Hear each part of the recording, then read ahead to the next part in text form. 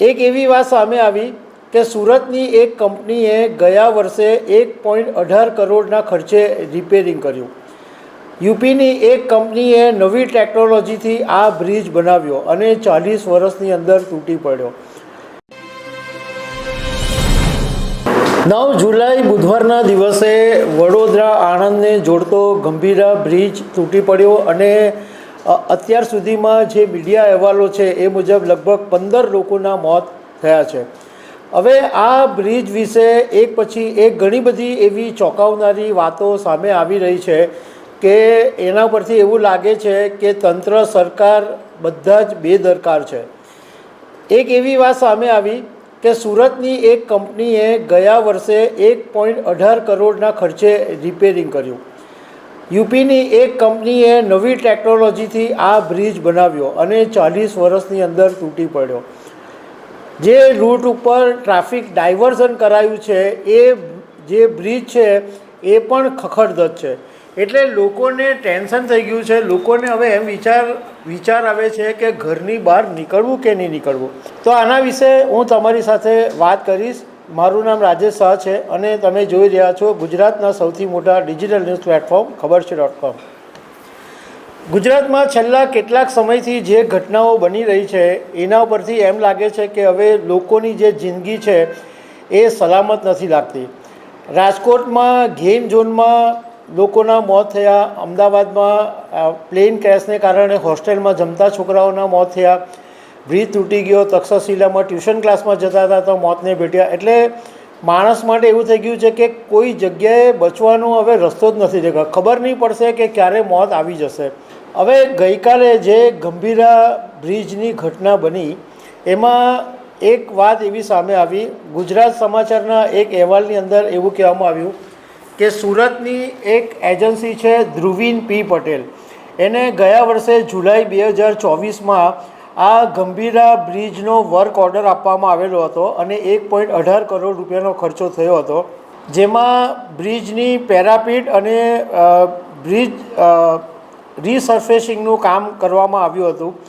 અને ગયા વર્ષે જ એક કન્સલ્ટન્ટે એવું કીધેલું હતું કે આ ગંભીરા બ્રિજનો જે વિયરિંગ કોડ છે એ કરાવવાની જરૂર છે.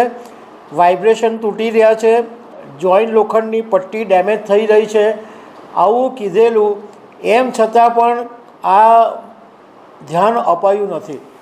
બીજું, દિવ્ય ભાસ્કરના એક અહેવાલની અંદર એવું કહેવામાં આવ્યું છે કે આ જે ગંભીરા બ્રિજ તૂટી પડ્યો એ યુપી સ્ટેટ બ્રિજ કોર્પોરેશને બાંધેલો અને તે વખતે એવો દાવો કરવામાં આવેલો કે દેશમાં પહેલીવાર ક્રોસ આર્મ પિયર કેપની એક ટેકનોલોજીનો ઉપયોગ કરીને આ બ્રિજ બનાવવામાં આવ્યો અને 1981-82માં આ બ્રિજ બનાવવાની શરૂઆત થઈ અને 1985માં આ બ્રિજ બનેલો હતો.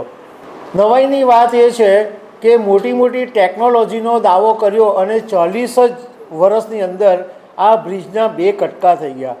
બ્રિજનો એક ભાગ છે એ સાવ અચાનક તૂટી પડ્યો. દિવ્ય ભાસ્કરે એક રોડ એન્ડ બિલ્ડિંગના એક નિવૃત્ત અધિકારી સાથે વાત કરી અને એમનો જે કોટ છે કે આ જે ક્રોસ આર્મ પિયર કેપની જે ટેકનોલોજી છે એની અંદર સિમેન્ટ અને કોન્ક્રીટ છે એ ઓછું વાપરવામાં આવે છે અને બ્રિજની અંદર પ્રી સ્ટ્રેટિંગ ટેકનોલોજીનો ઉપયોગ કરવામાં આવેલો હતો.